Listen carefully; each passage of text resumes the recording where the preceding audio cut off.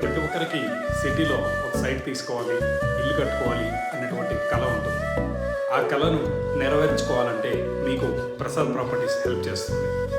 అలాగే సదాశివపేటలో అయినా సరే, షాద్నగర్లో అయినా సరే, ఈ ముంబై హైవేలో అయినా సరే, అలాగే యాదాద్రి టెంపుల్ సైడ్ అయినా సరే, ఎవరైనా సరే మీలో కొంతమంది సైట్ అయితే కన్ఫర్మ్గా తీసుకుంటారు, తీసుకోవాలన్న ఆలోచన కూడా ఉంటుంది.